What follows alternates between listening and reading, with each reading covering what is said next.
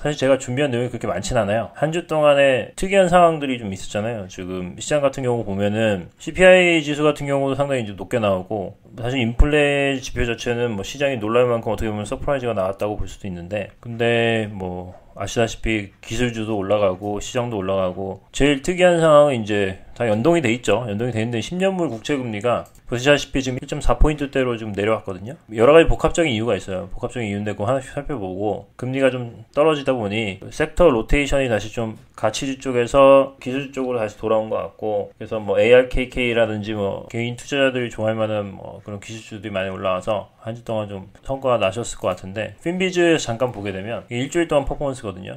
보시기에도 확연히 뭐 마이크로소프트, 애플, 구글, 아마존, 테슬라 뭐 이런 게 올라갔고, 좀 지표랑 반대로 움직였죠. CPI 지수가 이렇게 높게 나오면 아마 뭐 다시 금융주라든지 뭐 가치주 섹터로 많이 갔었어야 되는데, 지금 보시다시피 뭐 JP모건, 뭐 버크셔 해더웨이, 은행 주식 같은 경우 많이 안 좋았고, 뭐 산업재 같은 경우도 좀 대략 보면 이제 마이너스 떼죠. 에너지도 좀 애매하고요.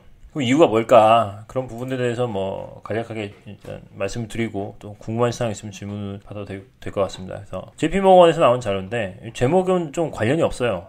뒷부분인데 뭐 기술 혁신에 대한 미래 뭐 이렇게 나오는데, 이 부분은 뒤에서 다루긴 하지만 그거보다는 전반부에 좀 시장 상황에 관한 코멘트가 있어서 요걸 좀 말씀드리고 싶고, 시작해보면 이제 만약에 타임머신이 있다면 1992년도 6월달로 만약에 돌아가보고 싶다. 왜냐면 그 당시에 이제 지금 코 컨슈머 프라이스가 1년 3.8% 정도 굉장히 높게 나온 수치거든요. 92년도 6월달에 10년물 국채 금리가 얼마냐면 놀랍게도 7.25%였습니다. 미국채 금리가 7.25%를 만약에 지금 얻을 수 있다 그러면 사실 웬만하신 분들은 주식 굳이 할 필요 없죠. 그냥 돈 다 빼가지고 미국채 사가지고 있으면 되죠. 그럼 1년에 일드가 뭐 7% 넘게 나오는 거니까 만기까지 보유할 경우에 굉장히 매력적인데, 만약에 그래서 타임머신 타고 가서 그 당시 이제 채권 트레이드한테 말을 하는 거예요. 한 30년 후에 코어 인플레이션이 거의 뭐 3.8% 정도로 만약에 있는데 그 당시에는 10년 국채가 1.43이다. 그럼 아무래도 92년도 그 채권 트레이더들이 아마 무슨 말도 안 되는 소리냐 이럴 거라는 거죠. 절대 안 믿을 거라는 거죠. 이 정도 수치면 상당히 높게 나온 건데, 근데 어떻게 채권 금리가 1.43이냐 이렇게 본다는 거죠. 근데 지금 그런 일이 발생하고 있답니다.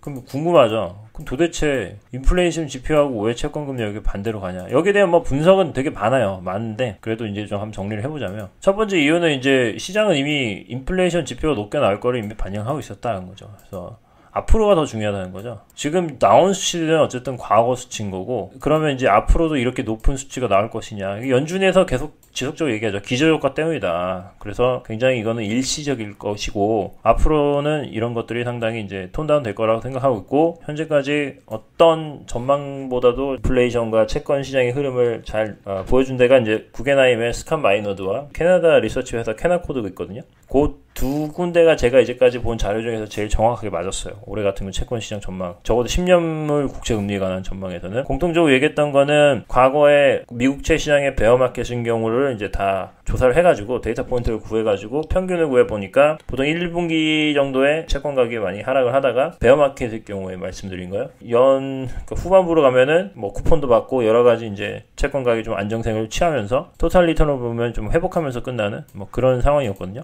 현재 같은 경우가 일단 그렇게 움직이고 있죠. 제가 예전에도 이제 기술적으로 봐도 여기에 상당히 이제 채권 시장에 매물대가 많기 때문에 한 번에 이렇게 뚫고 2%로 가기보다는 옆으로 기면서 기간 조정이 맞는 뭐 레인지 트레이딩 뭐 그런 구간이 나올 수도 있다라고 개인적으로 생각했고요. 지금 현재 그렇게 되고 있죠.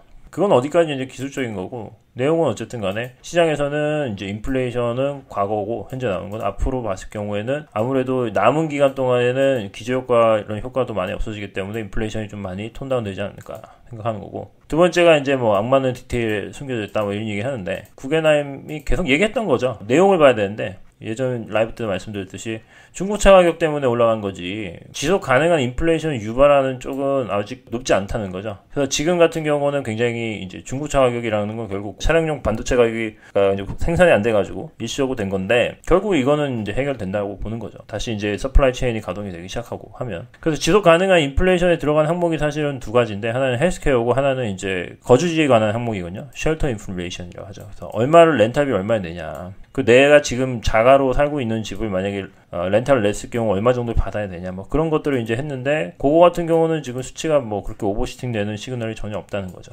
또 네 번째가 이게 재밌는 건데 최근에 이제 국채를 발행하는 시장 쪽에서 입찰률이 굉장히 높았어요. 이유인즉슨 뭐 여러 가지 중앙은행들이 뭐 연기금이 됐든 중앙은행이 됐든 뭐 리밸런싱 수요가 맞았든 간에 어쨌든 간에 미국채에 대한 수요가 다시 살아났고 그것 때문에 이제 어떻게 보면 이제 연초부터 미국채 시장에 대해서 상당히 이제 흔히 말하는 공매도를 친 거죠. 숏포지션을 가지고 있었던 쪽에서 갑자기 채권 금리가 다시 하락을 하니까 그러니까 한마디로 국채 가격이 다시 올라가니까 어쩔 수 없이 이거를 또 이제 다시 바이백 해야 되는 상황이 온 거죠. 그러면서 채권 물량을 받아줄 수 있는 세력들이 많이 왔었다. 그래가지고 이렇게 된 거고 계속 얘기하는 거는 어찌됐건 간에 연준은 지속적으로 얘기했어요. 테이퍼링에 대해서 말하는 것도 논의하는다 뭐 이런 식으로 굉장히 완복해서 했는데 2013년도 버냉키가 했던 실수를 반복하기 싫어서 계속 말씀드리죠. 인플레이션을 살리려고 하다가 너무 성급하게 그 불을 꺼뜨렸던 테이퍼링을 한마디로 너무 서프라이즈하게 해가지고 이제 시장의 기대를 찬물을 확 끼얹었던 2013년 같은 그 우를 범하지 않겠다는 거죠. 그래서 이번 같은 경우는 이제 인플레이션에 대해서 미리 높아질 걸 대비해가지고 금리를 올린다거나 뭐 테이퍼링을 시작한다거나 이런 것보다는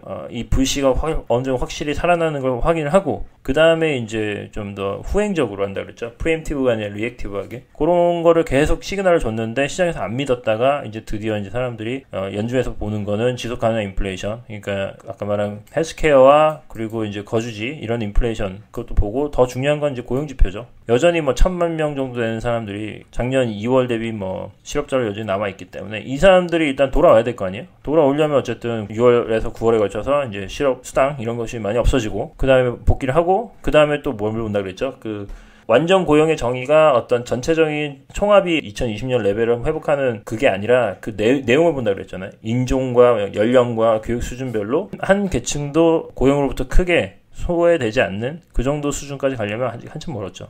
연준은 어쨌든 간에 빨라야 2023년이라고 얘기했는데 시장에서 안 믿었죠. 안 믿었는데 지금은 이제 너무 아이러니하게도 지표가 시장에서 놀랄 만큼 나와도 드디어 연준의 말을 믿기 시작했다. 그래서 어쨌든 10년간 국채가 금리가 이렇게 빠졌죠. 이건 뇌피셜인데 이제까지 이제 시장에서 있으면서 이러면 이제 보통 이제 사람들이 그러면 이제 인플레이션이 살아나기 힘들겠네. 그러면 이제 다시 시클리컬과 가치주는 이제 좀 확실하게 언더웨이트하고 기술주 쪽으로 한번 강하게 한번 가야 되나 이런 생각이 들 수 있어요. 예. 근데 당분간은 저는 적어도 뭐 6월 달에는 어떻게 보면 또 기술주고 다시 갈 수 있는데 이런 분위기가 혹시라도 또 쏠림 현상이 생겨가지고 이제 인플레이션 리스크에 대해서 굉장히 또 시장에서 너무 안일하게 받아들이는 어떤 순간이 오면 지금도 채권 같은 경우가 지금 보면 제가 어쨌든 간에 하단을 1.4대로 보고 있고 상단을 지금 1.7 정도로 지금 레인지 트레이딩이라고 생각하는데 갑자기 이게 훅 올라갈 수도 있어요. 아무도 몰라요. 숏 퀴즈 이런 것들이 어떻게 보면 다 이미 언론에 나올 정도면 반영이 됐기 때문에 항상 이럴 때는 이제 좀 반대 의견도 한번 생각을 해보게 된다. 뭐 그런 거 말씀드리고 싶고. 예, 어쨌든 간에 인플레이션에 관한 이 논쟁은 아마 여름 내내 계속 지속될 것이다 보고 있고요. 너무 이제 자주 얘기했죠. 현재까지는 어쨌든 간에 성장주 쪽으로 다시 돈이 몰리고 있고 채권 금리 떨어지고 있고 인플레이션에 대해서는 뭐 기대감이 앞으로 좀 다시 꺾일 것이라 생각하고 있는 거고. 그러니까 그 핀비즈에서 말씀드렸듯이 뭐 섹터별로 봤을 경우 오히려 금융주가 별로 힘을 못 썼죠. 그래서 나중에 시간이 되면 이걸 해드리고 싶은데 이거 JP모건에서 이제 미드 이어 아웃룩이 나왔거든요. 요거 누르면 이제 보고서 다운받을 수 있는데 오늘 다루긴 좀 내용이 많아가지고 이건 제가 좀 시간을 두고 다음에 구체적으로 말씀드릴 거고 관심 있는 분은 미리 홈페이지 들어가서 보시면 될 것 같고 그래서 인플레이션은 어찌됐건 간에 높은 수치가 나올 것이다. 하지만 그것이 뭐 시장이 엄청나게 뭐 대세 하락을 가져올 만큼 보는 건 아닌 것 같고요. 그래서 항상 강조드리지만 이렇게 또 기술적으로 너무 몰릴 것 같으면 이제 시클리컬에 대해서도 안 좋게 볼 수 있는데 그렇게 한쪽으로 이제 계속 섹터를 오버웨이트 하면서 나머지 포기하는 전략보다는 바벨 전략을 말씀드렸죠. 예, 지금처럼 이제 기술주가 다시 올라가면 이제 시클리컬이 떨어지겠죠. 예, 그런 걸 때 또 저가 매수의 기회로 삼을 수 있는 거죠. 그래서 어쨌든